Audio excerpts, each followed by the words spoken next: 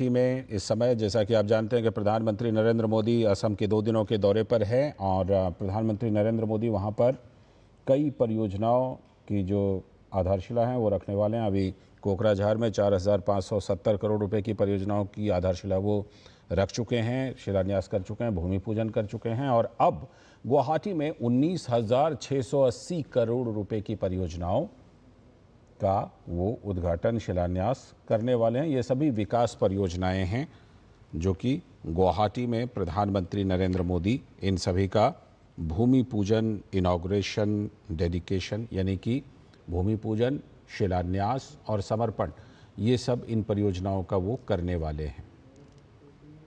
और इस समय प्रधानमंत्री नरेंद्र मोदी एक प्रदर्शनी का अवलोकन कर रहे हैं। जो तस्वीरें आप अपने टेलीविज़न स्क्रीन पर इस समय देख रहे हैं, ये गुवाहाटी में प्रधानमंत्री नरेंद्र मोदी का कार्यक्रम और ये जो प्रदर्शनी है इसमें जो असम से जुड़ी हुई चीज़ें हैं वो दिखाई गई हैं। असम की संस्कृति से जुड़ी हुई चीज़ें इस प्रदर्शनी में दिख रही हैं। तो प्रधानमंत्री नरेंद्र मोदी असम के दौरे पर और गुवाहाटी में प्रधानमंत्री 19,680 करोड़ रुपए की परियोजनाओं की आधारशिला रखने वाले हैं। गगनभेदी करतल ध्वनि से माननीय प्रधानमंत्री जी का ससम्मान स्वागत करें।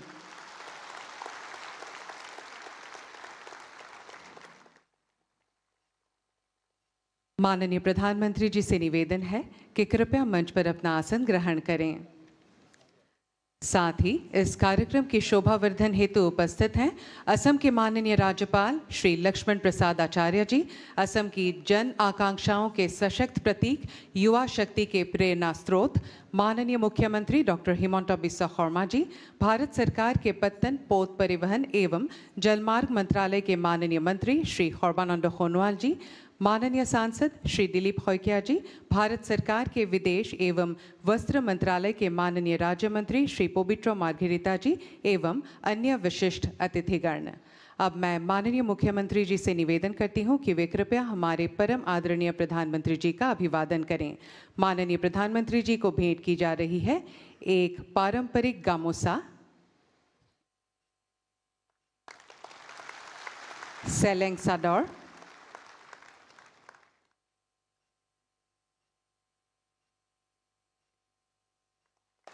बांस से निर्मित बालक गणेश की एक प्रतिमा,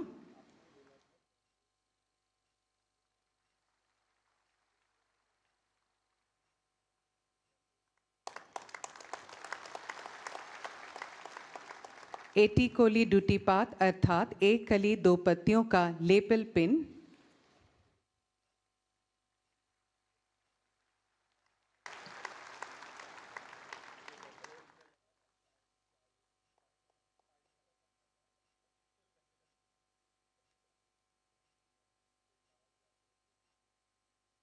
एटी कोली डूटीपात की प्रतीकात्मक भावना को अभिव्यक्त करती हुई एक वृक्ष अंकुर का कलात्मक स्मृति चिन्ह जो चाय बागानों में उगने वाले कोमल अंकुर से लेकर विश्व पटल पर असम की संस्कृति, अर्थव्यवस्था और पहचान को दर्शाती है। धन्यवाद। एटिया मैं অসমৰ পথ প্ৰদৰ্শক আৰু জনহিতৈষী নেতা মাননীয় মুখ্যমন্ত্ৰী ডক্টৰ হিমন্ত বিশ্ব শৰ্মা দেৱক আদৰণি ভাষণ প্ৰদান কৰিবলৈ অনুৰোধ জনাইছোঁ।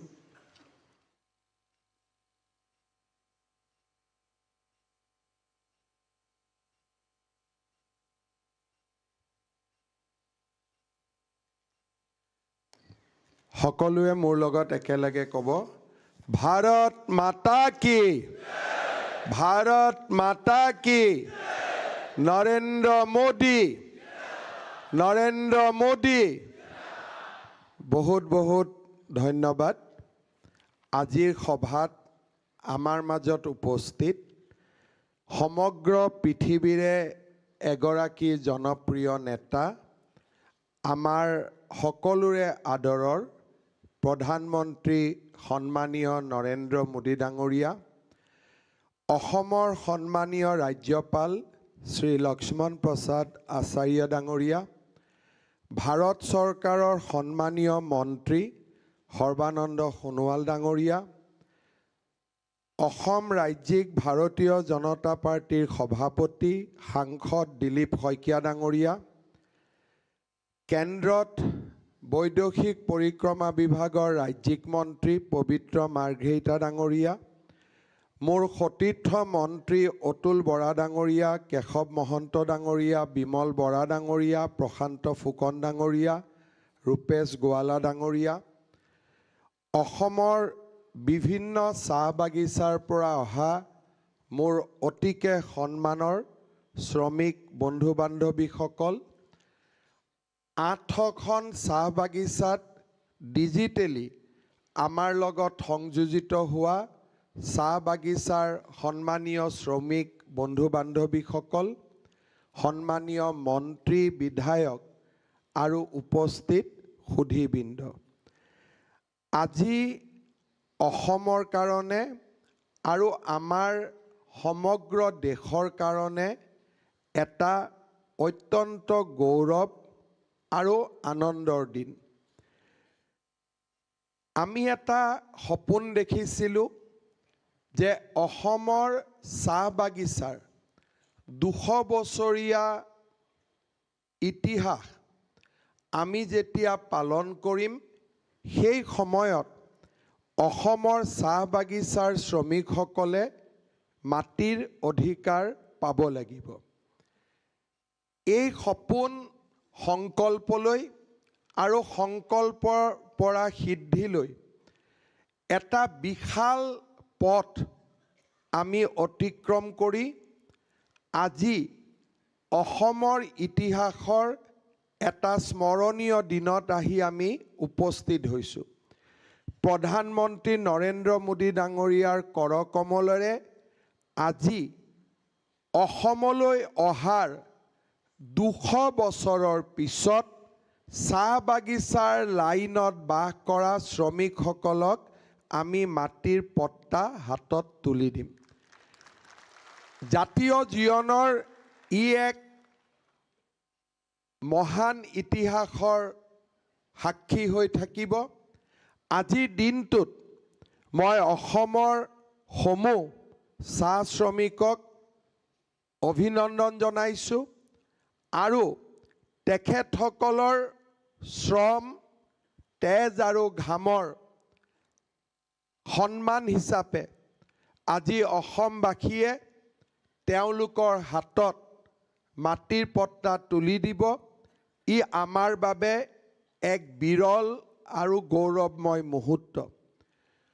অকল মাটিৰ পট্টাই নহয়, চৰকাৰী চাকৰিত 3% সংৰক্ষণ, চিকিৎসা মহাবিদ্যালয়, অভিযান্ত্ৰিক মহাবিদ্যালয়, বিশ্ববিদ্যালয়ত আসন সংৰক্ষণ, চাহ বাগিচাৰ লাইনত খোৱা পানী, পকী ৰাস্তা, ছাত্ৰ ছাত্ৰীৰ কাৰণে প্ৰাথমিক বিদ্যালয়ৰ পৰা হাইস্কুল। আজি আমি সমগ্ৰ চাহ জনজাতি আৰু আদিবাসী সম্প্ৰদায়ৰ মাজত এক শৈক্ষিক নৱজাগৰণৰ বাবে কাম কৰিছোঁ আৰু আজি নিশ্চিতভাৱে আমাৰ যাত্ৰাই এক নিৰ্দিষ্ট গতি লাভ কৰিছে। প্ৰধানমন্ত্ৰী ডাঙৰীয়াৰ উপস্থিতিত মাটিৰ পট্টা লাভ কৰাৰ লগে লগে আমি পৰ্যায়ক্ৰমে অসমৰ 3.5 লাখ শ্ৰমিক পৰিয়ালক আমি মাটিৰ পট্টা দিয়াৰ কাম হাতত ল'ম।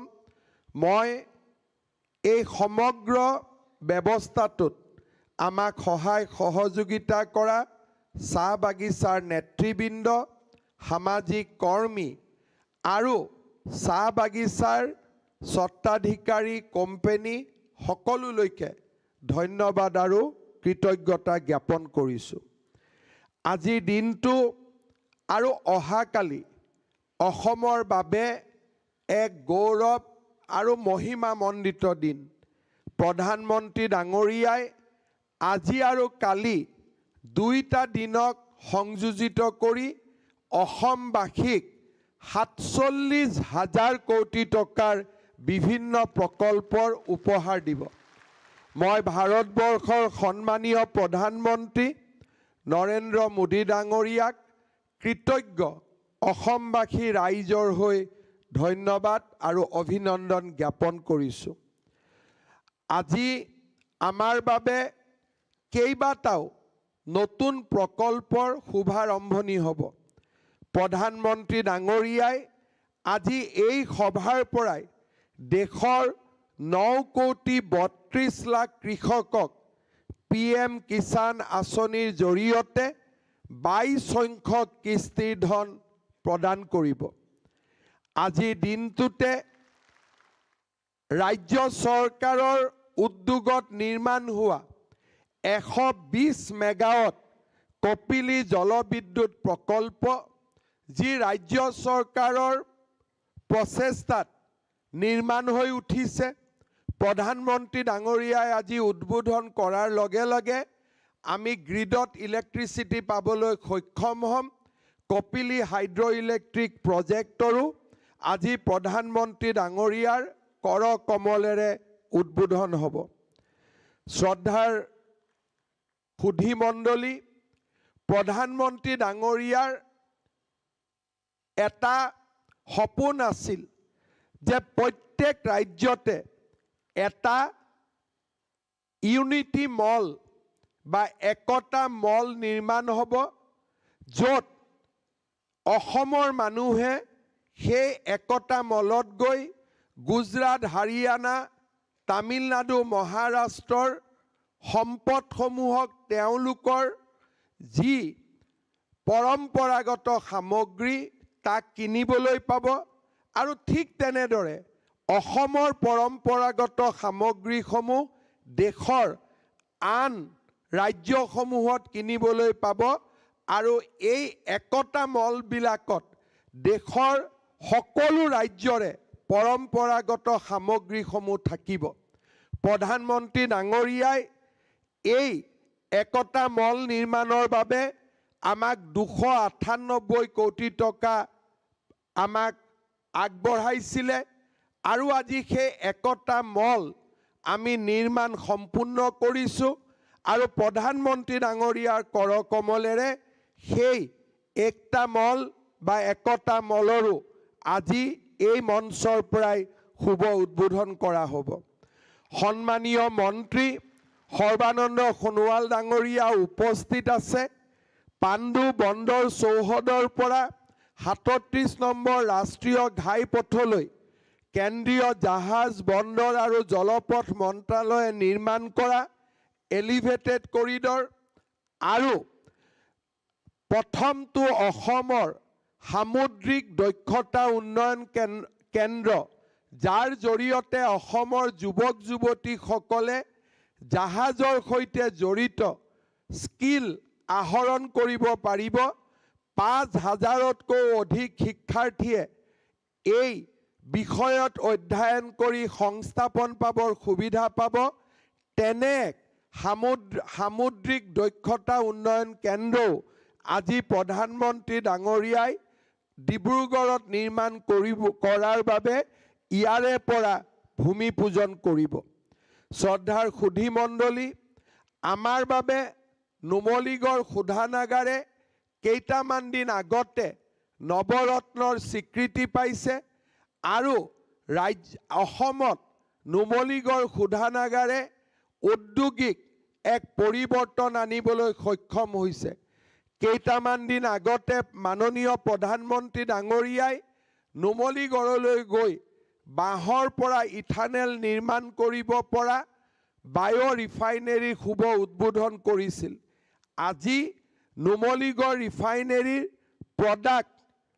প্ৰডাক্ট পাইপলাইন, যি নেকি 1.72 মিলিয়ন টনৰ পৰা 5.5 মিলিয়ন টন হ'ব, নৰ্থ ইষ্ট গেছ গ্ৰিড আৰু হাইলাকান্দিৰ 5 গ্ৰামত নিৰ্মাণ কৰা নুমলীগড় শোধানাগাৰৰ ৰেল ফ্ৰেট POL টাৰ্মিনেলো প্ৰধানমন্ত্ৰী ডাঙৰীয়াই উদ্বোধন কৰিব। আৰু নুমলীগড় শোধানাগাৰৰ এই আটাইকেইটা প্ৰকল্পৰ বাবে 10,448 কোটি টকা ব্যয় কৰি অসমৰ ঔদ্যোগিক ক্ষেত্ৰক এক নতুন মাত্ৰা প্ৰদান কৰা হৈছে। প্ৰধানমন্ত্ৰী ডাঙৰীয়াই উত্তৰ পূৰ্বৰ ট্ৰান্সফৰ্মেশ্যন থ্ৰু ট্ৰান্সপৰ্টেশ্যন প্ৰধানমন্ত্ৰী ডাঙৰীয়াৰ সেই মন্ত্ৰক সৰুগত কৰি নৰ্থ ইষ্ট ৰেলৱে আৰু ভাৰতীয় ৰেলৱে নিৰ্মাণ কৰি উলিওৱা কেইবাটাও নতুন আঁচনি আজি প্ৰধানমন্ত্ৰী ডাঙৰীয়াৰ কৰ কমলেৰে খন্তেক সময় পিছতেই ৰাষ্ট্ৰৰ বাবে উৎসৰ্গা কৰা হ'ব। Chaparmukh Dibrugarh railway line 571 kilometre আমি বৈদ্যুতিকৰণ সম্পূৰ্ণ কৰিছোঁ। 558 কিলোমিটাৰ ৰঙিয়া মুকক চেলেং ৰেলৱে লাইন, 315 কিলোমিটাৰ দৈৰ্ঘ্যৰ বদৰপুৰ শিলচৰ বদৰপুৰ চুৰাইবাৰী ৰেলৱে লাইন সেৱাও আজি প্ৰধানমন্ত্ৰী ডাঙৰীয়াই উদ্বোধন কৰিব। ফৰকাটিঙৰ পৰা তিনিচুকীয়ালৈ ৰেলৰ দ্বৈত লাইন নিৰ্মাণৰ বাবেও 3,633 কোটি টকাৰ এক ব্যাপক প্ৰকল্প প্ৰধানমন্ত্ৰী ডাঙৰীয়াই আজি অসমৰ জনতাৰ বাবে কাম আৰম্ভ কৰিব, উদ্বোধন কৰিব, যি আমাৰ বাবে এক গৌৰৱৰ দিন হ'ব। মই বহু কথা ক'ব খোজা নাই। যোৱা 5টা বছৰত অসমৰ দৰিদ্ৰ জনতাক ন্যায় প্ৰদান কৰা, চাহ বাগিচাৰ শ্ৰমিকক সামাজিক অৰ্থনৈতিক ৰাজনৈতিক সন্মান প্ৰদান কৰা আৰু আমাৰ ৰাজ্যখনত পৰিৱৰ্তনৰ মাজেৰে বিকাশ আৰু উন্নয়নৰ মাজেৰে আমাৰ ৰাজ্যখনক নতুন দিগন্তলৈ লৈ যোৱাৰ বাবে আমি প্ৰচেষ্টা কৰিছিলোঁ। প্ৰধানমন্ত্ৰী ডাঙৰীয়াৰ নেতৃত্বত এডভান্টেজ আসাম 2.0 আৰম্ভ হৈছিলে। 5 লাখ কোটি টকাৰ অসমত বিনিয়োগৰ আমি ব্যৱস্থা আৰম্ভ কৰিছিলোঁ। 1,60,000 ল'ৰা ছোৱালীক আমি নিকা নিযুক্তি দিছিলোঁ। 40 লাখ মহিলাক অৰুণোদয় সন্মানেৰে আমি সন্মানিত কৰিছিলোঁ। 32 লাখ মহিলাক উদ্যমিতাৰ অভিযানত আমি সমাহিত কৰিছিলোঁ। 7 লাখ চাহ বাগিচাৰ শ্ৰমিকক এটিকলি দুটিপাত আঁচনিৰে আমি তেওঁলোকক সন্মান জনাইছিলোঁ। আৰু অসমৰ কাৰণে দূৰদৰ্শী আৰু আগতে আমি কেতিয়াও চিন্তা কৰিব নোৱাৰা বহু প্ৰকল্পৰ কাম আমি আৰম্ভ কৰিবলৈ সক্ষম হৈছিলোঁ। আমি কোনো অসমীয়াই কেতিয়াও কল্পনা কৰিব পৰা নাছিলোঁ যে গুৱাহাটী বিমানবন্দৰে আন্তঃৰাষ্ট্ৰীয় মানদণ্ড চুব। আমি কোনো অসমীয়াই কেতিয়াও কল্পনা কৰিব পৰা নাছিলোঁ যে কাজিৰঙাৰ ওপৰত 32 কিলোমিটাৰৰ এলিভেটেড কৰিডৰ হ'ব। যোৰহাট আৰু গুৱাহাটীৰ মাজত দূৰত্ব 1.5 ঘণ্টা কমি যাব। আমি কোনেও কেতিয়াও ভাবিবও পৰা নাছিলোঁ যে নুমলীগড় আৰু গহপুৰৰ মাজত ৰেল আৰু গাড়ী যাব পৰা টানেল নিৰ্মাণ হ'ব ব্ৰহ্মপুত্ৰৰ গহ্বৰত, আৰু পৃথিৱীৰ দ্বিতীয়টো টানেল আমাৰ অসমত নিৰ্মাণ হ'ব। প্ৰধানমন্ত্ৰী ডাঙৰীয়াৰ নেতৃত্বত এতিয়া আমি 3টা ইকনমিক কৰিডৰৰ সপোন দেখিছোঁ। শ্ৰীৰামপুৰৰ পৰা গুৱাহাটীলৈ আমি এটা ডেডিকেটেড কৰিডৰৰ সপোন দেখিছোঁ, য'ত নেকি 4 ঘণ্টা 3.5 ঘণ্টাৰ ভিতৰত শ্ৰীৰামপুৰৰ পৰা আমি গুৱাহাটী আহি পাব পাৰোঁ। শিলচৰৰ পৰা গুৱাহাটীলৈ আমি ডেডিকেটেড কৰিডৰৰ সপোন দেখিছোঁ, যাতে শিলচৰৰ পৰা গুৱাহাটীলৈ আহিবলৈ 4 ঘণ্টা 4.5 ঘণ্টাতকৈ বেছি সময় নালাগে। আৰু গুৱাহাটীৰ পৰা তিনিচুকীয়ালৈ আমি ডেডিকেটেড কৰিডৰৰ সপোন দেখিছোঁ, যাতে আমি 5 বা 6 ঘণ্টাৰ ভিতৰত মাৰ্ঘেৰিটাত গৈ উপস্থিত হ'ব পাৰোঁ। সেই সপোনবিলাক এটা সময়লৈকে সপোন আছিলে, কিন্তু অহাকালি প্ৰধানমন্ত্ৰী ডাঙৰীয়াই শিলচৰলৈ যাব আৰু 22,000 কোটি টকা ব্যয়েৰে শিলচৰ আৰু গুৱাহাটীৰ মাজত এই ডেডিকেটেড কৰিডৰ নিৰ্মাণৰ কাম শুভ আৰম্ভণি কৰিব। অৰ্থাৎ আজি অসমীয়াই যি সপোন দেখে, অসমে যি সপোন দেখে, সেই সপোন বাস্তৱত ৰূপায়িত কৰিবৰ বাবে ভাৰতবৰ্ষৰ প্ৰধানমন্ত্ৰী নৰেন্দ্ৰ মোদী ডাঙৰীয়াৰ আশীৰ্বাদ অসমবাসীৰ লগত আছে। অসমলৈ শান্তি আহিলে, বিকাশৰ গংগা আহিলে, এতিয়া আমাৰ বাবে নতুন সময় আৰু আমি নতুন সপোন দেখাৰ সময়। প্ৰধানমন্ত্ৰী ডাঙৰীয়াই 2047 চনত এখন অমৃত ভাৰতৰ সপোন দেখে, যিখন ভাৰত পৃথিৱীৰ ভিতৰতে এখন বিকশিত উন্নত ৰাষ্ট্ৰলৈ ৰূপান্তৰ হ'ব। মই প্ৰধানমন্ত্ৰী ডাঙৰীয়াই এডভান্টেজ অসমত দিয়া ভাষণৰ এটা শব্দ উল্লেখ কৰিব খুজিছোঁ। প্ৰধানমন্ত্ৰী ডাঙৰীয়াই কৈছিলে যে 2047 ভাৰত যেতিয়া বিশ্বৰ ভিতৰতে সৰ্বশ্ৰেষ্ঠ ৰাজ্য হ'ব, আমাৰ অসমো ভাৰতৰ ভিতৰত এখন সৰ্বশ্ৰেষ্ঠ ৰাজ্যত পৰিণত হ'ব লাগিব। প্ৰধানমন্ত্ৰী ডাঙৰীয়াই আমাক সপোন দেখাইছিলে যে এতিয়া চিপছৰ পৰা চাহলৈ, चाय से चिप्स तक आसाम विश्व को देने का काम करेगा। प्रधानमंत्री जी ने हमें सपना देखने के लिए ताकत दिया और प्रधानमंत्री जी का आशीर्वाद से हम सपना देखना शुरू किया और सपना को संकल्प तक लेके गया और संकल्प से आज हमें सिद्धि भी मिलना शुरू भी हो चुका है। मैं हमारे असम वासियों का ओर से प्रधानमंत्री जी को धन्यवाद देता हूं। प्रधानमंत्री जी, आप जब बोलते हैं ए फॉर असम, हम लोग बहुत ही गर्व महसूस करता हूं और सचमुच आज असम एक रास्ता में निकल चुका है कि ए फॉर असम हमारे लिए आज कोई स्पीच नहीं है। ए फॉर असम असम वासियों के लिए आज एक आदर्श है, हमारे लिए एक लक्ष्य है और ये आदर्श और लक्ष्य का पीछे हम लोग काम करेगा और इसको साकार करने के लिए हम भरपूर परिश्रम करूंगा, प्रयास करूंगा और आपका असम के लिए जो सपना है इसको हम लोग सब लोग मिलकर साकार करके दिखाऊंगा। यही हमारा लक्ष्य है। मैं 2 शब्द में समाप्त करूंगा। प्रधानमंत्री जी, हमारे लिए आज बहुत ही एक भावुक दिन है। अभी अभी हम आपको एग्जीबिशन दिखाया था कैसे ब्रिटिशों ने हमारे चाय बागान का श्रमिकों को कैसे झारखंड, छत्तीसगढ़, बिहार, उड़ीसा, छोटानागपुर से कैसे लेके आए थे। 200 साल पहले ये लोग हमारे देश में आए, हमारा प्रदेश में आए और पूरा दुनिया में लोगों को असम को पहचान दिया कि असम का चाय असम का पहचान बना। लेकिन जो लोग ये चाय बनाता है, ये लोगों को हम रहने के लिए जो जमीन है इसका अधिकार भी हमने देने का काम नहीं किया। कांग्रेस सरकार ने निर्णय लिया कि चाय बागान का श्रमिकों को खाली एलपी स्कूल तक पढ़ने का अधिकार है। प्रधानमंत्री जी, 5 साल में हम लोगों ने मिलके 300 हाई स्कूल बनाया हमारा चाय बागानों का श्रमिकों के लिए।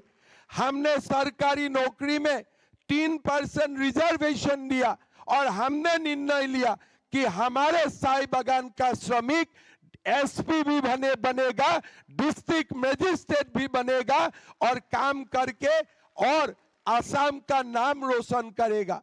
आपने असम आए, चाय बागान का झूमर नृत्य आप पूरा विश्व भर ले जाने का आपने हमें साहस दिया और आज झूमर एक असम का बहुत बड़ा सांस्कृतिक परंपरा में बदल चुका है। आज आपका कर कमलों से जब चाय बागान का श्रमिकों को जमीन का पट्टा मिलने का काम होगा, एक असम का और एक नया इतिहास, गरिमामंडित इतिहास आज से ही शुरू हो जाएगा। प्रधानमंत्री जी, आपने हमें निर्देश दिया था कि पीएम एकता मॉल बनाना चाहिए। हमने बहुत खूबसूरती से हमने पीएम एकता मॉल बनाया हो और हमारा विश्वास है कि हमने जो एकता मॉल बनाया हो वो देश का अंदर पहला 3 में रहेगा, ये हमारा विश्वास है। और आज आपका कर कमल से ये एकता मॉल का भी उद्घाटन होगा। हमारे नुमलीगढ़ रिफाइनरी, हमारे इंडियन रेलवेज का कोई सारे प्रोजेक्ट्स आज आपका कर कमल से उद्घाटन होगा। आज और काल मिला के आप आसाम को लगभग 50,000 करोड़ रुपया का सौगात देगा, जो हम कभी कल्पना भी नहीं कर सकते थे। मैं आपको पूरे असम वासियों का ओर से, हॉल में तो हम लोग 5,000 है, लेकिन 800 चाय बागान से हमारे पूरा चाय बागान के भाई बहन लोग ये अनुष्ठान देख रहे हैं। सारे चाय बागानों का श्रमिकों का आशीर्वाद आपका साथ रहेगा और आपका ताकत से हम लोग परिश्रम करेगा, हम लोग मिल के काम करूंगा और सचमुच आसाम को ए फॉर आसाम हम लोग बनाते रहेगा। यही संकल्प के साथ मैं मेरा वाणी का विराम देता हूं। मेरा साथ आप लोग बोलिए, नरेंद्र मोदी, नरेंद्र मोदी, भारत माता की, भारत माता की, वंदे वंदे। बहुत बहुत धन्यवाद। धन्यवाद महोदय। आपके दूरदर्शी नेतृत्व में असम निरंतर विकास, समृद्धि और प्रगति की नई ऊंचाइयों को छू रहा है। देवियों सज्जनों, आज हम सभी के लिए अत्यंत गर्व और सौभाग्य का दिन है, क्योंकि आज माननीय प्रधानमंत्री श्री नरेंद्र मोदी जी के कर कमलों द्वारा असम की अनेक महत्वपूर्ण विकास परियोजनाओं का शिलान्यास, भूमि पूजन, लोकार्पण तथा कई परियोजनाएं राष्ट्र को समर्पित की जाएगी। बिस्वनाथ घाट में क्रूज टर्मिनल तथा हाइलाकंदी जिले के पंचग्राम में एनआरएल के रेल फेड पीओएल टर्मिनल के शिलान्यास, निमाती घाट में क्रूज टर्मिनल के लिए, बोगीबिल में क्षेत्रीय उत्कृष्टता केंद्र के लिए तथा फोरकाटिंग तिनिसुकिया डीएल परियोजना के लिए भूमि पूजन, सापरमुख डिब्रूगढ़, रोंगिया, मुरकोंग सेलेक्ट तथा बदरपुर सिलचर और बदरपुर चुराईबाड़ी रेल लाइनों के विद्युतीकरण परियोजनाओं का राष्ट्र को समर्पण, नॉर्थ ईस्ट गैस ग्रिड के प्रथम चरण, नुमलीगढ़ सिलीगुड़ी उत्पाद पाइपलाइन की क्षमता वृद्धि परियोजना, गुवाहाटी स्थित पीएम एकता मॉल तथा NH27 से पांडु जेट्टी तक अप्रोच रोड का शुभ उद्घाटन, डिमा हसाओ और पश्चिम कार्बी आंगलोंग जिले में स्थित कौपिली जल विद्युत परियोजना का शुभारंभ। आदरणीय प्रधानमंत्री श्री नरेंद्र मोदी जी से सादर अनुरोध है कि बटन दबाकर आभासी रूप से इन महत्वपूर्ण एवं शुभ कार्यों को संपन्न करने की कृपा करें।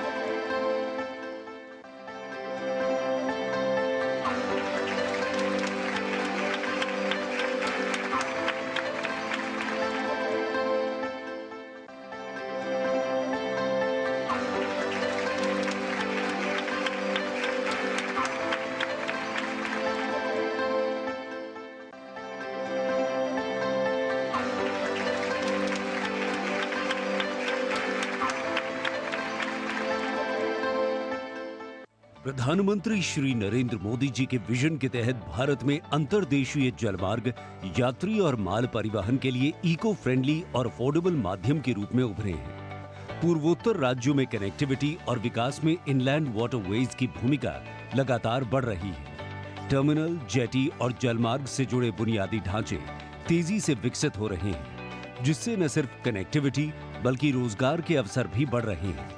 इसी कड़ी में गुवाहाटी के पांडु पोर्ट को राष्ट्रीय राजमार्ग 27 से जोड़ने वाला अत्याधुनिक एलिवेटेड रोड कॉरिडोर बनकर तैयार है, जो शहर की भीड़ से बचाते हुए निर्बाध कार्गो आवागमन सुनिश्चित करेगा और अंतर्देशीय जलमार्ग लॉजिस्टिक्स को मजबूती देगा। साथ ही आज विश्वनाथ घाट और निमाटी में क्रूज टर्मिनल और बोगीबील में एक रीजनल सेंटर ऑफ एक्सीलेंस का भूमि पूजन भी हो रहा है। ये प्रोजेक्ट्स व्यापार, पर्यटन, कौशल विकास, रोजगार और रीजनल कनेक्टिविटी को बढ़ावा देंगे। श्री नरेंद्र मोदी जी के द्वारा मिल रहा इन सभी परियोजनाओं का उपहार असम के लोगों के लिए गर्व का अवसर है।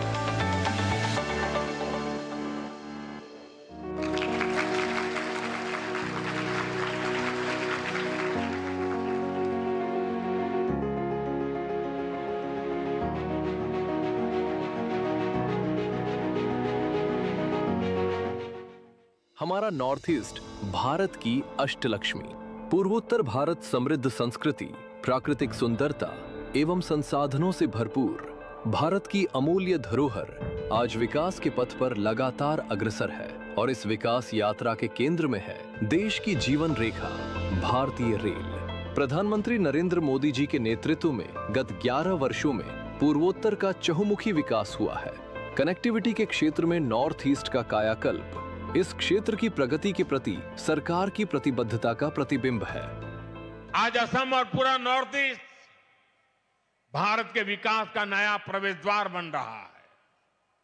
मल्टी मॉडल कनेक्टिविटी के संकल्प ने इस क्षेत्र की दिशा और इसकी दशा दोनों बदली है। इसी कड़ी में आज प्रधानमंत्री जी के द्वारा रंगिया मुरकंग सेलेक, चापरमुख डिब्रूगढ़ और बदरपुर सिलचर एवं बदरपुर चुड़ाईबाड़ी तक कुल 1444 किलोमीटर रेल लाइनों के विद्युतीकरण का राष्ट्र को समर्पण तथा फरकाटिंग तिनसुकिया 194 किलोमीटर रेल लाइन के दोहरीकरण का शिलान्यास भी आज किया जा रहा है।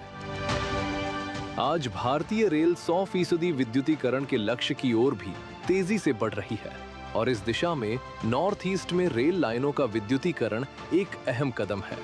रेल लाइन दोहरीकरण से असम में रेल कनेक्टिविटी होगी बेहतर और रोजगार के अवसरों का होगा सृजन। इन सभी रेल परियोजनाओं से नॉर्थ ईस्ट में रेल कनेक्टिविटी की सूरत तो बदलेगी, साथ ही इंफ्रास्ट्रक्चर के विस्तार को भी गति मिलेगी।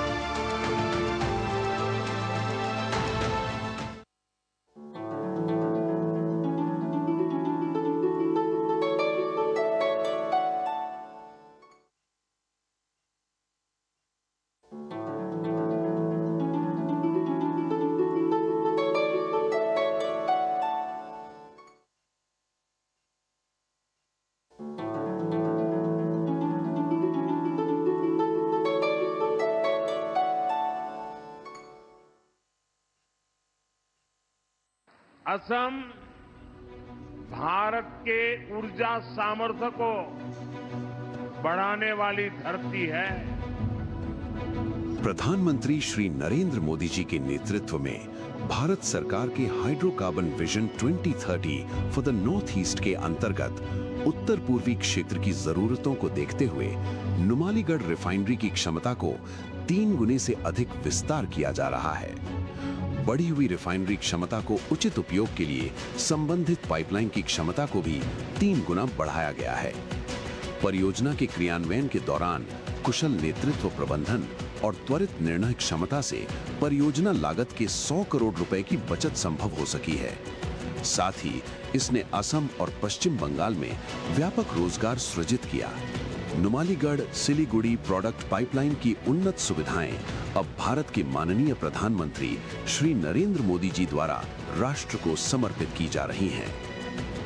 इसी क्रम में एक और ऐतिहासिक पहल पूर्वोत्तर क्षेत्र में स्वच्छ ऊर्जा के भविष्य को आकार दे रही है। उत्तर पूर्वी राज्यों में उपलब्ध ऊर्जा संसाधनों के समुचित विकास के लिए एक प्राकृतिक गैस पाइपलाइन नेटवर्क की आवश्यकता महसूस की गई। नॉर्थ ईस्ट के हर राज्य को इस ग्रिड से जोड़ने के लिए 9,200 करोड़ से ज्यादा की लागत राशि से इंद्रधनुष गैस ग्रिड लिमिटेड नाम से एक ज्वाइंट वेंचर भी बनाया गया। इसका फेज 1 जो आज श्री नरेंद्र मोदी जी द्वारा राष्ट्र को समर्पित की जा रही है, जो असम, अरुणाचल प्रदेश और नागालैंड में 553 किलोमीटर तक विस्तृत है और इसकी क्षमता 4.75 MMSCM पर डे है। पहली बार प्राकृतिक गैस ब्रह्मपुत्र के उत्तर तट तक पहुंची है, जिससे सिटी गैस डिस्ट्रीब्यूशन, उद्योगों, चाय बागानों, अनटैप्ड ओएनजीसी गैस रिजर्व्स तथा नुमालीगढ़ रिफाइनरी लिमिटेड जैसे उपभोक्ताओं को नेशनल गैस ग्रिड से जोड़ने का मार्ग प्रशस्त हुआ है। दक्षिणी असम में ऊर्जा की बढ़ती जरूरतों को देखते हुए एक अत्याधुनिक सुविधाओं वाले भंडारण एवं वितरण केंद्र की स्थापना की जा रही है। 433 करोड़ रुपए की लागत से बनने वाले इस केंद्र को नुमालीगढ़ रिफाइनरी से 5 ग्राम तक रेलवे लाइन के द्वारा जोड़ा जाएगा।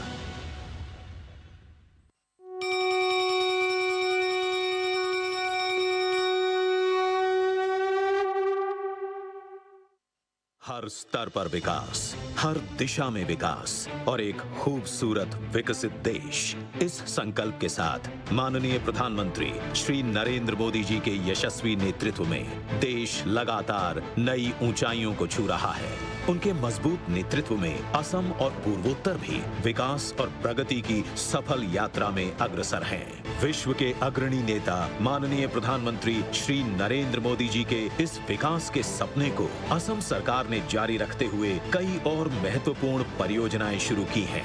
एक भारत श्रेष्ठ भारत। इसी श्रेष्ठ भारत के संकल्प के तहत असम की राजधानी गुवाहाटी में एकता मॉल बनकर तैयार हो गया है। एकता मॉल से लोकल इकोनॉमी को भी गति मिलेगी और एक भारत श्रेष्ठ भारत की भावना की भी और अधिक मजबूत होगी।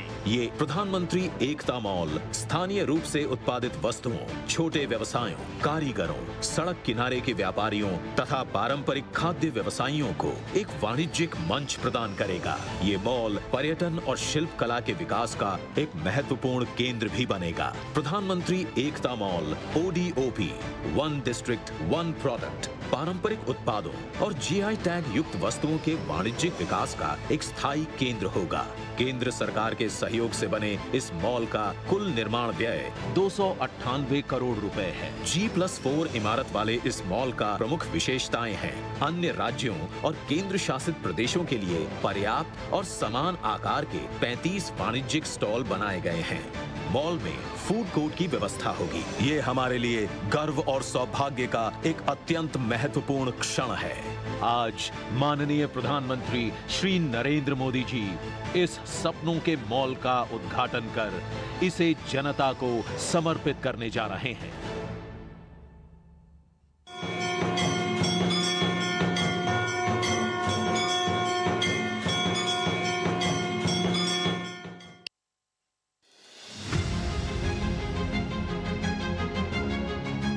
ऊर्जा के क्षेत्र में आत्मनिर्भर बनने के प्रधानमंत्री के विजन को साकार करते हुए मुख्यमंत्री डॉक्टर हिमंत बिस्वा शर्मा ने असम में 24/7 बिजली के संकल्प को साकार किया है।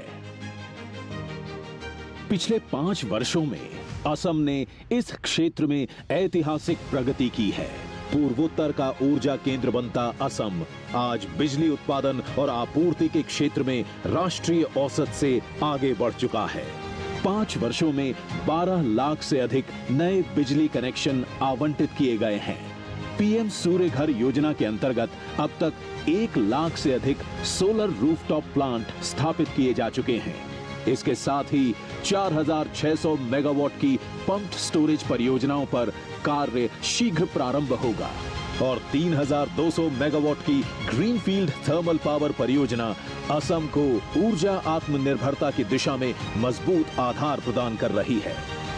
इन्हीं उपलब्धियों की श्रृंखला में आज असम को मिल रही है एक और ऐतिहासिक सौगात, लोअर कोपिली जल विद्युत परियोजना। लोअर कोपिली जल विद्युत परियोजना कोपिली नदी पर स्थित है, जो ब्रह्मपुत्र की एक प्रमुख सहायक नदी है। ये परियोजना दिमा हसाओ और पश्चिम कार्बी आंगलोंग जिलों में विकसित की गई है। 120 मेगावाट क्षमता वाली ये परियोजना हर वर्ष लगभग 470 मिलियन यूनिट स्वच्छ हरित ऊर्जा का उत्पादन करेगी। 2416 करोड़ रुपए की लागत से बनी ये परियोजना रिकॉर्ड समय में पूरी की गई है और इस परियोजना के जो असम की कुल विद्युत उत्पादन क्षमता अब बढ़कर 1300 मेगावाट हो गई है।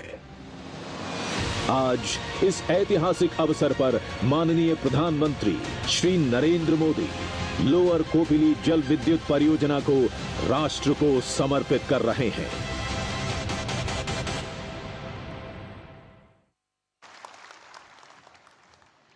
धन्यवाद। देवियों सज्जनों, यह हमारे लिए अत्यंत गर्व का क्षण है कि असम, विशेषकर हमारे चाय बागान के श्रमिक समुदाय आज विकास और जन कल्याण की दिशा में एक नया इतिहास रचने की ओर अग्रसर हैं। सर्वप्रथम हम एक ऑडियो विजुअल प्रस्तुत करेंगे जिसमें चाय बागान के श्रमिकों के भूमिहीन होने के दौर से लेकर आज भूमि पट्टा प्राप्त करने तक की यात्रा को दर्शाया गया है।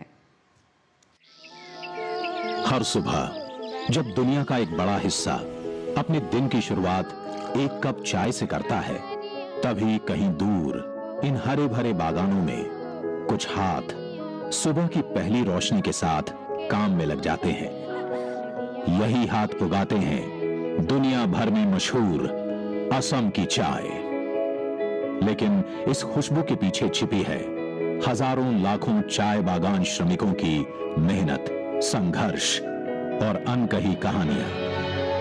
ब्रिटिश काल में जब असम में चाय बागानों की स्थापना हुई, पीढ़ी दर पीढ़ी ये परिवार चाय बागानों की लेबर लाइनों में ही बसते रहे। लेकिन जिस जमीन पर ये रहते थे उसका स्वामित्व चाय बागानों के नाम ही बना रहा। भूमि पट्टा न होने के कारण इन परिवारों को घर बनाने, बैंक से ऋण लेने और कई सरकारी योजनाओं का लाभ पाने में लंबे समय तक कठिनाइयों का सामना करना पड़ा। ये एक ऐसा प्रश्न था जिसके समाधान का इंतजार लंबे समय से किया जा रहा था। प्रधानमंत्री श्री नरेंद्र मोदी जी ने यह पहचाना कि असम की पहचान और प्रगति में चाय बागान समुदाय का योगदान अत्यंत महत्वपूर्ण है। हाल ही में आयोजित जुमोइर बिनंदरी कार्यक्रम में प्रधानमंत्री श्री नरेंद्र मोदी जी ने चाय बागान समुदाय की संस्कृति, उनकी परंपराओं और उनके अथक परिश्रम को नमन किया। असम के मुख्यमंत्री श्री हिमंत बिस्वा शर्मा ने इस दशकों पुरानी समस्या का स्थायी और ऐतिहासिक समाधान करने का संकल्प लिया। Assam fixation of ceiling on land holdings amendment act 2025 के माध्यम से लेबर लाइनों की जमीन को चाय बागानों की सहायक भूमि से अलग पहचान दी गई। असम सरकार ने मिशन वसुंधरा के माध्यम से भूमि रिकॉर्ड को आधुनिक और डिजिटल बनाया। ये पहल असम के 707 चाय बागानों को कवर करती है और लगभग 3.54 लाख चाय बागान परिवारों को लाभ पहुंचाएगी। असम की डबल इंजन सरकार के प्रयासों से बागान श्रमिक समुदायों के लिए विकास के नए अवसर तैयार हो रहे हैं। प्रधानमंत्री श्री नरेंद्र मोदी जी द्वारा चाय बागान श्रमिक परिवारों को डिजिटल भूमि पट्टा प्रदान किया जा रहा है। धन्यवाद। अब मैं आदरणीय प्रधानमंत्री जी से विनम्र अनुरोध करती हूं कि वे कृपया बटन दबाकर आभासी रूप से चाय बागान के 28,241 लाभार्थी परिवारों को भूमि पट्टे प्रदान करें।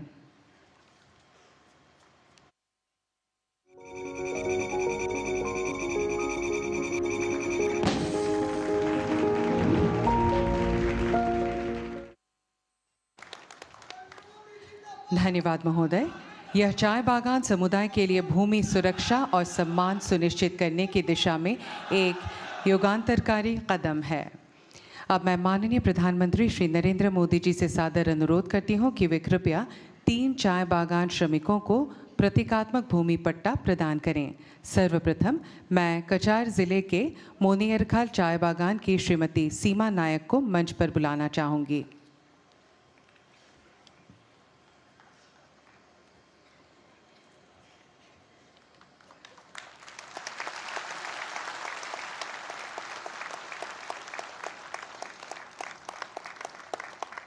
धन्यवाद। अब मैं डिब्रूगढ़ जिले के डीनजॉय चाय बागान के श्री कुथाराती भूमिज को मंच पर आमंत्रित करती हूं।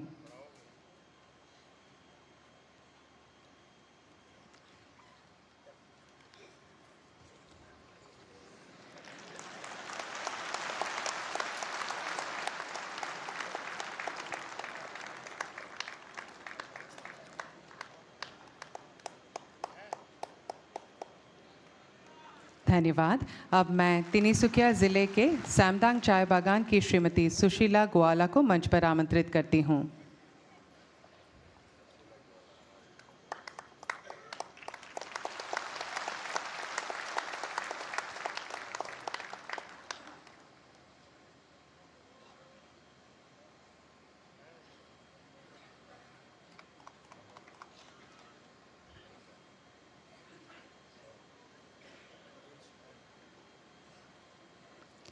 धन्यवाद महोदय। देवियों सज्जनों, अब असम की पावन धरती से प्रधानमंत्री किसान सम्मान निधि पीएम किसान की 22वीं किस्त का हस्तांतरण किया जाएगा, जो देश के किसानों के कल्याण हेतु भारत सरकार की एक ऐतिहासिक पहल है। मैं माननीय प्रधानमंत्री महोदय से निवेदन करती हूं कि वे बटन दबाकर पीएम किसान की 22वीं किस्त जारी करने की कृपा करें।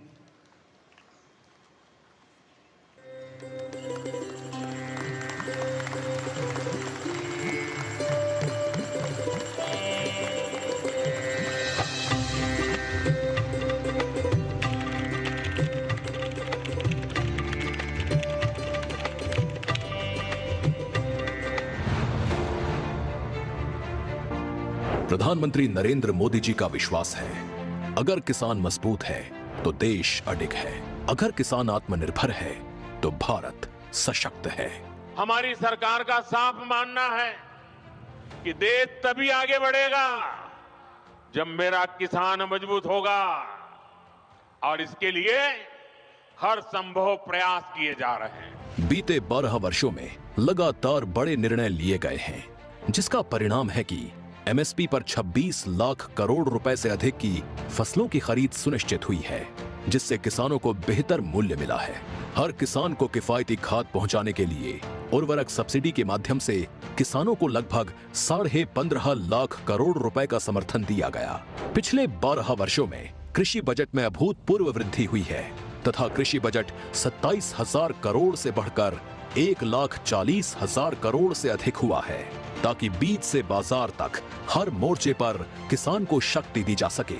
इसी तरह ई-नाम, प्रधानमंत्री धन धान्य कृषि योजना, राष्ट्रीय प्राकृतिक खेती मिशन, प्रधानमंत्री फसल बीमा योजना, किसान समृद्धि केंद्र और एफपीओ के माध्यम से भी किसानों को संबल दिया गया है। आज भारत विश्व का सबसे बड़ा चावल उत्पादक देश है। हर फसल में बढ़ती उपज खेतों में नए युग का संकेत है।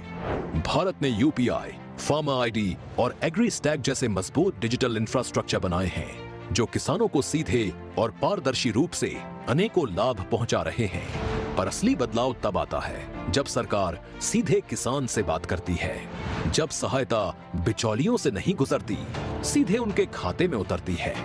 ऐसी ही है प्रधानमंत्री किसान सम्मान निधि योजना। पीएम किसान से अब तक 21 किश्तों में 4 लाख करोड़ रुपए से अधिक किसानों तक पहुंचे हैं। पीएम किसाনৰ পৰা যিটো ধন আমাক আঁচনিৰ থ্ৰুদি ধন দিছে, সেইটো আমাৰ কাৰণে বহুত উন্নত হোৱা বুলি ভাবো মই। আমাদের এই নরেন্দ্র মোদীজি আমাদের ব্যাংকে যে বছরে 3 টাকা बैंकेर माध्यम में पाठान। पीएम किसान का पैसा ठीक टाइम पे मिलता है। किसानों को सशक्त और आत्मनिर्भर बनाने की दिशा में आज प्रधानमंत्री श्री नरेंद्र मोदी जी द्वारा पीएम किसान सम्मान निधि की 22वीं किश्त के तहत 9 करोड़ 32 लाख से अधिक किसानों के बैंक खातों में 18,640 करोड़ रुपए से अधिक की सम्मान राशि का सीधा हस्तांतरण किया गया है। किसानों के साथ आगे बढ़ देश बन रहा है विकसित भारत। धन्यवाद महोदय। अब मैं सर्वजन प्रिय दूरदर्शी प्रधानमंत्री श्री नरेंद्र मोदी जी से करबद्ध निवेदन करती हूं कि वे कृपया अपने प्रेरणादायी उद्बोधन से हम सभी का मार्गदर्शन करें।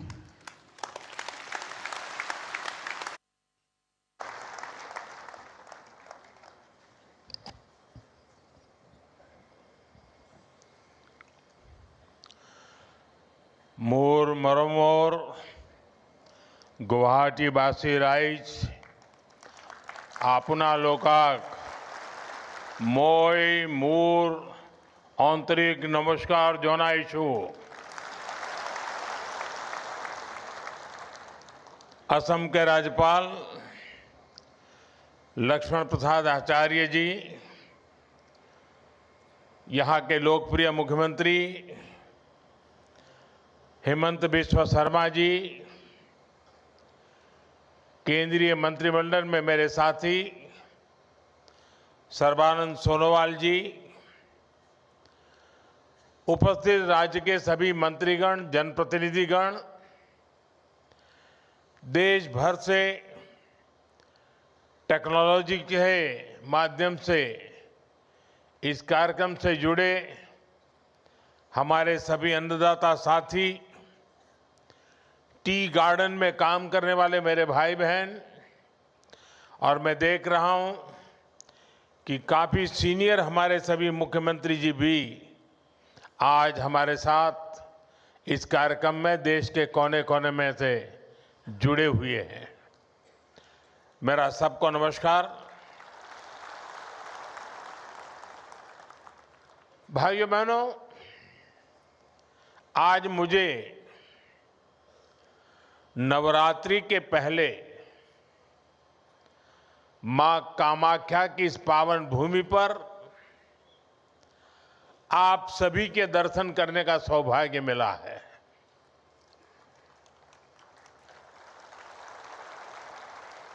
मां कामाख्या के आशीर्वाद से थोड़ी देर पहले यहां से 19,500 करोड़ रुपए के डेवलपमेंट प्रोजेक्ट्स का शिलान्यास और लोकार्पण हुआ है।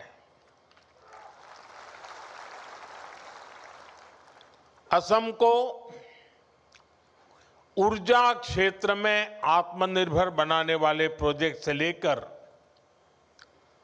असम आने वाले लोगों की सुविधा के लिए जो काम हुए हैं, ढेर सारे प्रोजेक्ट्स आज असम को मिले हैं।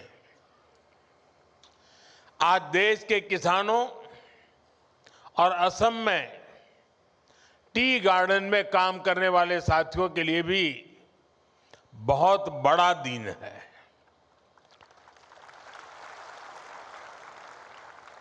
कुछ क्षण पहले पूरे देश में पीएम किसान सम्मान निधि के तहत 18,000 करोड़ रुपए से अधिक की राशि हमारे करोड़ों अन्नदाताओं के खातों में भेजी गई है। इसके अलावा असम के चाय बागानों से जुड़े अनेक परिवारों को आज भूमि के पट्टे भी दिए गए हैं। मैं असम के लोगों को, यहां के सभी परिवारों को और देश भर के किसानों को बहुत बहुत बधाई देता हूं। साथियों, आज देश भर से किसान साथी मां कामाख्या की इस धरती से जुड़े हैं।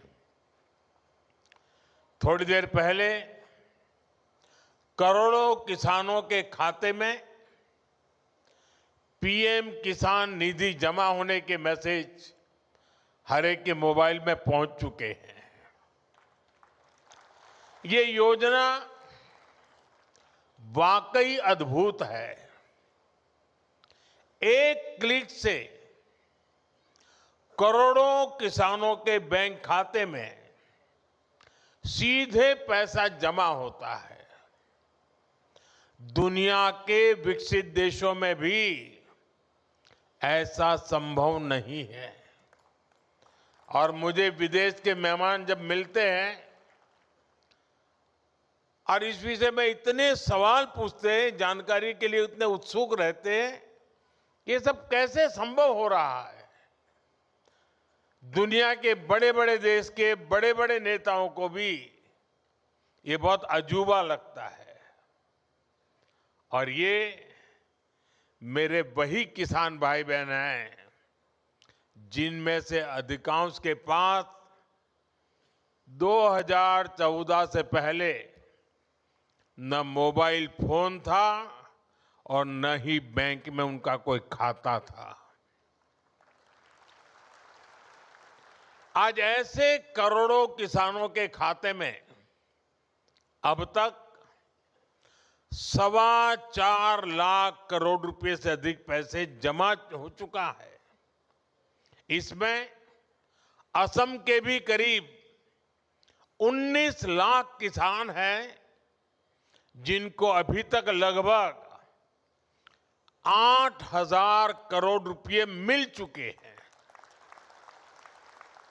साथियों, मुझे याद है जब पीएम किसान सम्मान निधि योजना शुरू हुई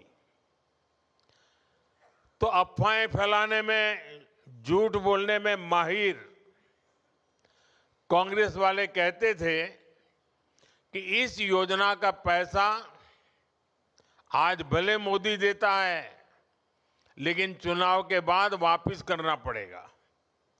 ये झूठ बोलने में ऐसे एक्सपर्ट है।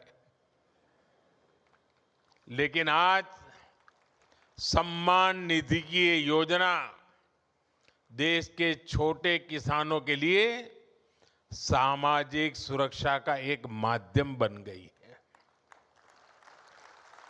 साथियों, बीजेपी एनडीए सरकार के लिए किसान हित से बड़ा और कुछ नहीं। जब किसानों को पैसे देने की बात आती थी, कांग्रेस वालों की सांस अटक जाती थी। मैं आपको एक और उदाहरण देता हूं। 2014 से पहले केंद्र में 10 साल तक कांग्रेस की सरकार थी। कांग्रेस सरकार के 10 साल में किसानों को एमएसपी के रूप में 6.5 लाख करोड़ रुपए मिले थे। 10 साल में 6.5 लाख करोड़। जबकि हमारी सरकार के 10 साल में किसानों को एमएसपी के रूप में 20 लाख करोड़ रुपए अधिक मिल चुके हैं।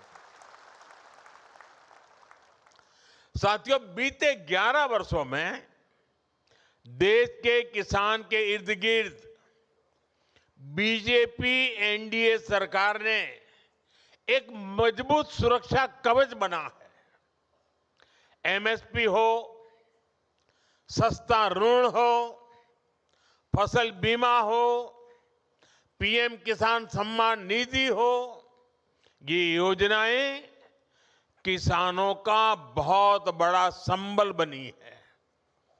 इतना ही नहीं, हमने इस बात का ध्यान रखा है कि अंतर्राष्ट्रीय स्तर पर संकट का असर खेती किसानी पर न पड़े।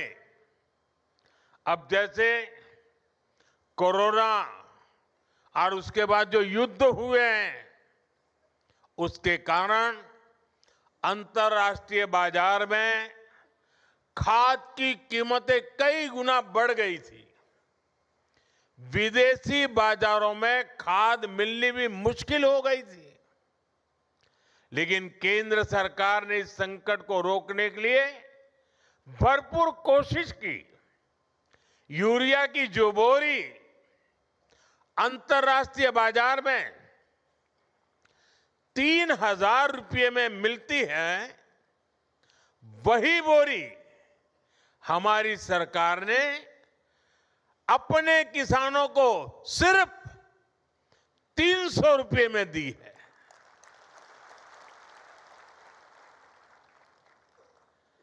इस पर सरकार ने अपने खजाने से 12 लाख करोड़ रुपए से अधिक खर्च किए हैं ताकि मेरे किसानों पर बोझ न पड़े।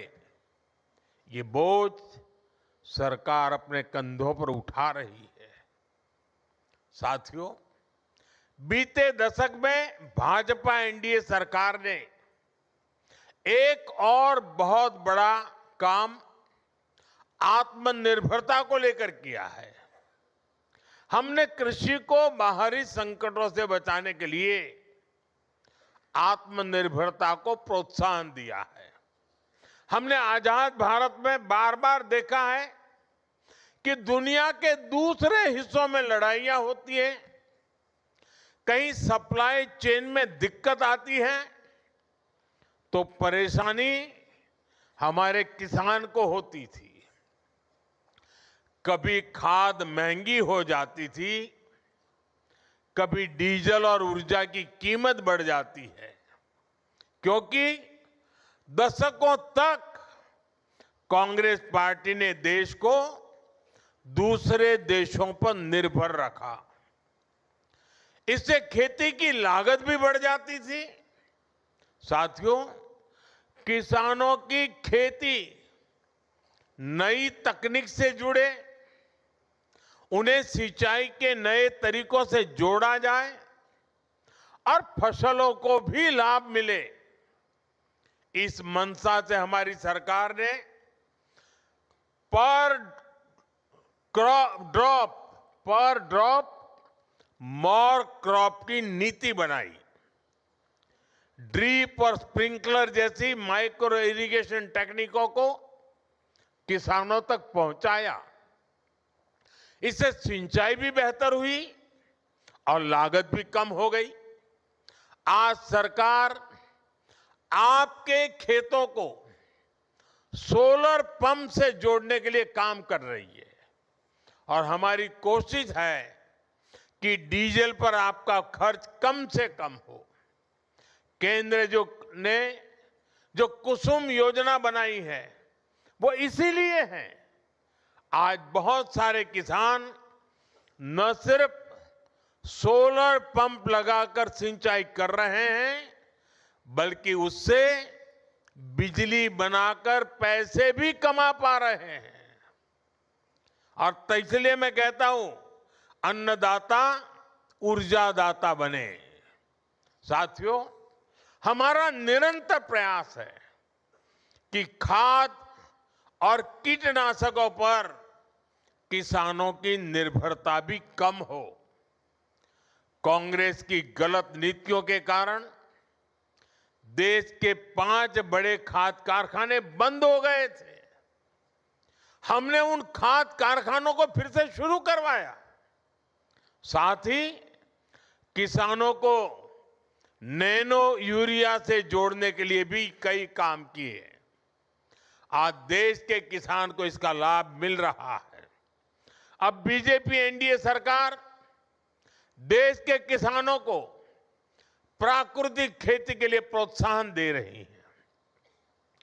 किसान जब बहुत बड़े स्तर पर प्राकृतिक खेती को अपनाएंगे तो मिट्टी भी सुरक्षित रहेगी और हमारे अन्नदाता वैश्विक संकटों से भी सुरक्षित रहेंगे।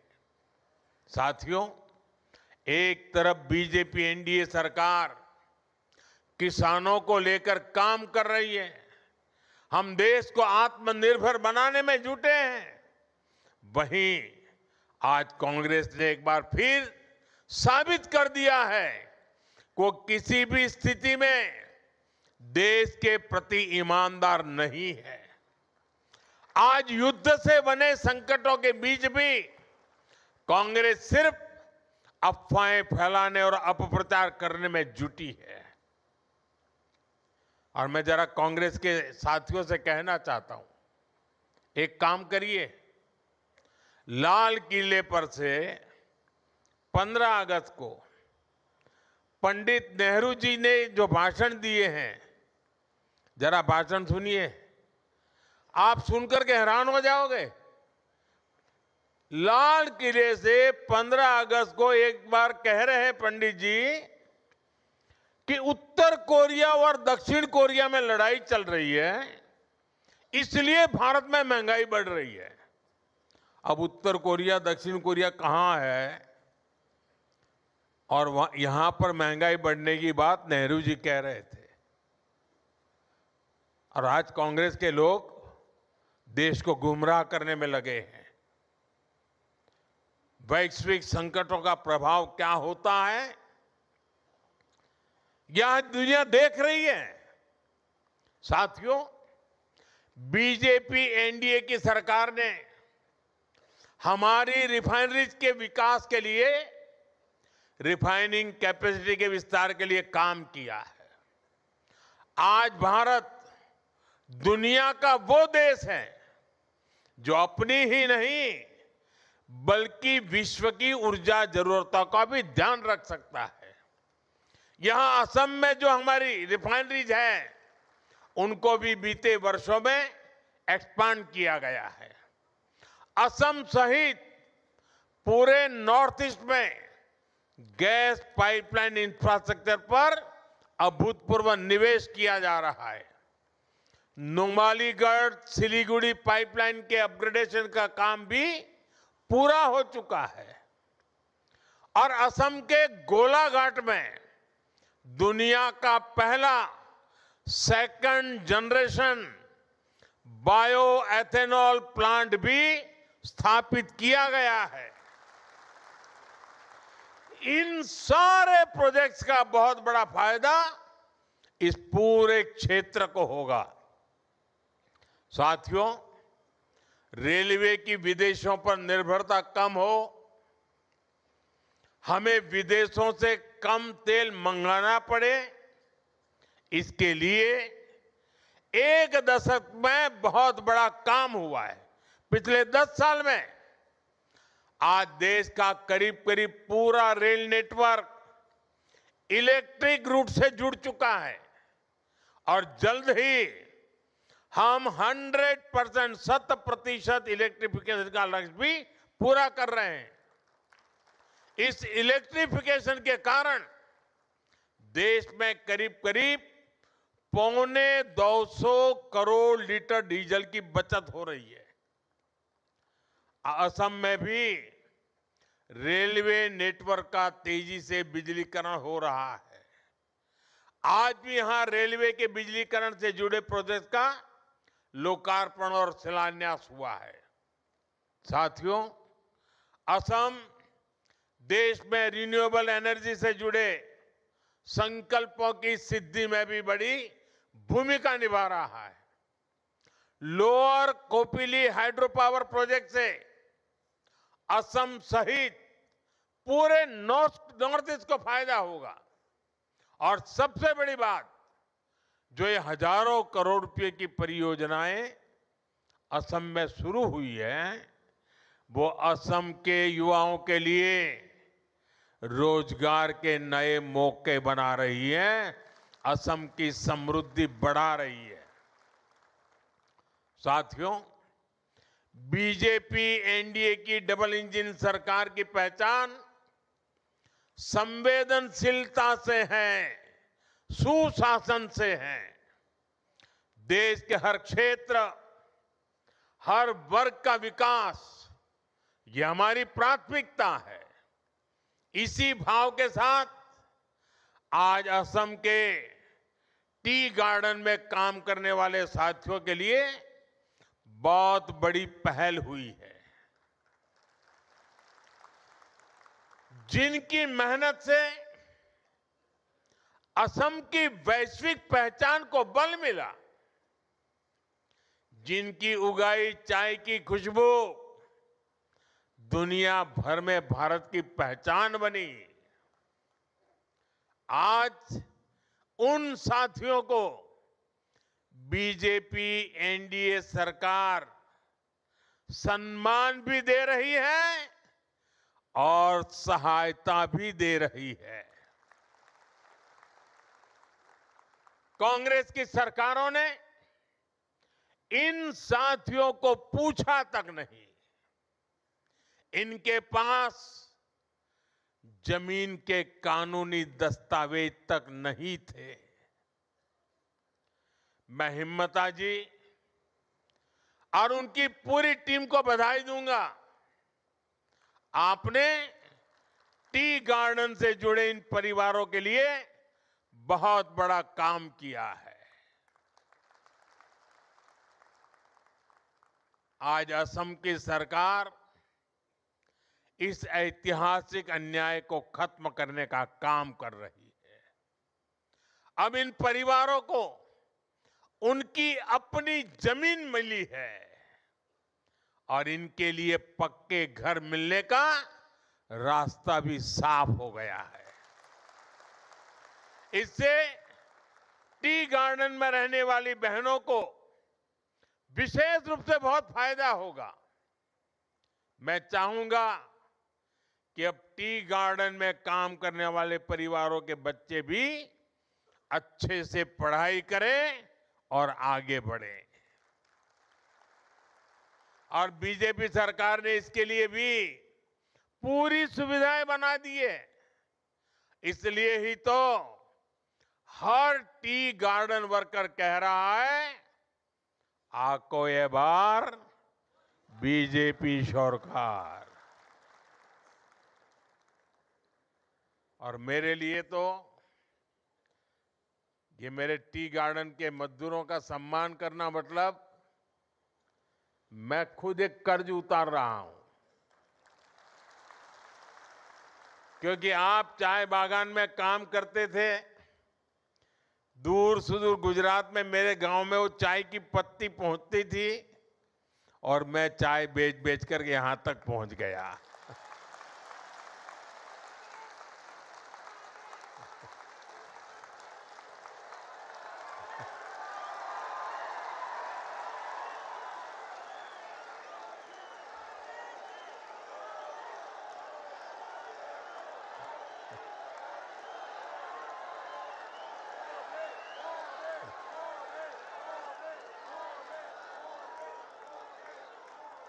अब मुझे बताइए, ये टी गार्डन वालों के आशीर्वाद नहीं होते तो मैं यहां पहुंचता क्या?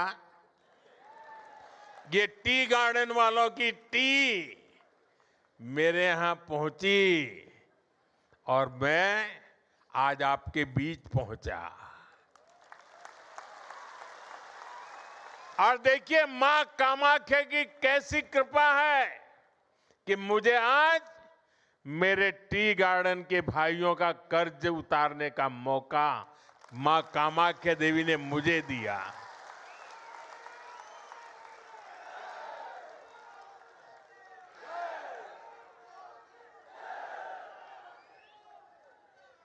साथियों, आज से प्रसिद्ध निमाती घाट और विश्वनाथ घाट पर आधुनिक क्रूज टर्मिनल बनाने का काम भी शुरू हुआ है। ये सिर्फ एक इंफ्रास्ट्रक्चर प्रोजेक्ट नहीं है, ये असम में टूरिज्म और स्थानीय अर्थव्यवस्था को नई दिशा देने वाला काम है। बीजेपी सरकार ने टूरिज्म को सिर्फ दर्शनीय स्थलों तक सीमित नहीं रखा है, बल्कि उसे रोजगार और विकास के बड़े अवसर के रूप में देखा है। इसी सोच के साथ ब्रह्मपुत्र नदी में भी वाटर टूरिज्म की संभावनाएं बढ़ाई जा रही है। क्रूज टर्मिनल बनने से ब्रह्मपुत्र पर क्रूज चलाने का काम आगे बढ़ेगा और देश दुनिया के पर्यटकों के लिए असम तक पहुंचना और आसान होगा। जब क्रूज टूरिज्म बढ़ेगा तो स्थानीय युवाओं के लिए रोजगार के नए अवसर बनेंगे।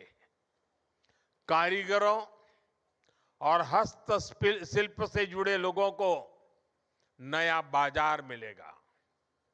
छोटे दुकानदारों, नाविकों, होटल और ट्रांसपोर्ट से जुड़े लोगों की आमदनी भी बढ़ेगी। यानी असम में टूरिज्म अब सिर्फ घूमने फिरने तक सीमित नहीं है, यह स्थानीय विकास और जन समृद्धि का एक नया इंजन बन रहा है। साथियों, असम आज हमारे नॉर्थ ईस्ट यानी अष्टलक्ष्मी के नए भविष्य का एक मॉडल बन रहा है। यहां की प्रगति पूरे नॉर्थ ईस्ट को नई गति दे रही है। असम में जो बदलाव बीते एक दशक में बीजेपी एनडीए सरकार ने किया है, उसका प्रभाव पड़ोस में पश्चिम बंगाल में भी दिख रहा है। वहां भी लोग बीजेपी एनडीए का ऐसा ही सुशासन चाहते हैं। इसलिए मैं असम के हर युवा, हर परिवार से कहूंगा कि हमें मिलकर विकसित असम के लिए काम करते रहना है, ताकि असम देश में एक मॉडल स्टेट बनकर उभरे। इसी आग्रह के साथ मैं जब ये सभी मुख्यमंत्री महोदय इस समारोह में हमारे साथ जुड़े हुए हैं, तो मैं उनसे एक आग्रह करना चाहता हूं। यहां जो पीएम एकता मॉल का उद्घाटन हुआ है। आप अपने राज्य की चीजें भी यहां बेचने की व्यवस्था कीजिए। आप कुछ जगह यहां लीजिए और असम में किसी को केरल की चीज चाहिए तो यहीं से मिलनी चाहिए। महाराष्ट्र के कोई चीज चाहिए यहीं से मिल जानी चाहिए।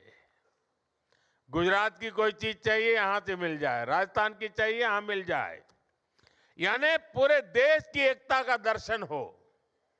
इस मॉल में हिंदुस्तान के सभी राज्यों की उपस्थिति हो। इस मॉल में असम के हर डिस्ट्रिक्ट की उपस्थिति हो। वन डिस्ट्रिक्ट वन प्रोडक्ट, यानी एक प्रकार से कोई भी व्यक्ति एकता मॉल में जाए तो उसको वहां पूरा हिंदुस्तान मिल जाना चाहिए।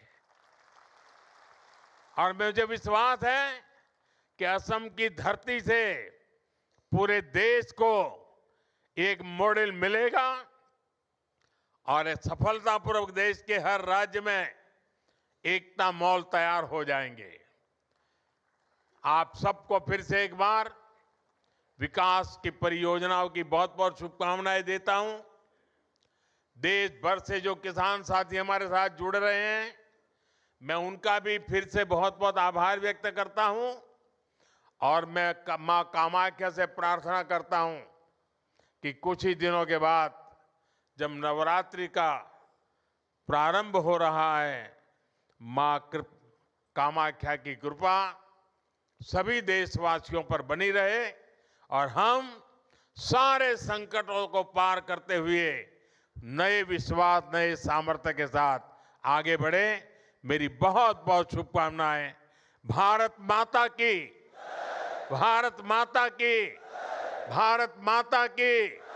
वंदे वंदे वंदे वंदे वंदे वंदे वंदे वंदे। महोदय, आपके मार्गदर्शक विचार और ओजस्वी उद्बोधन हम सभी को निरंतर प्रेरित करते रहेंगे।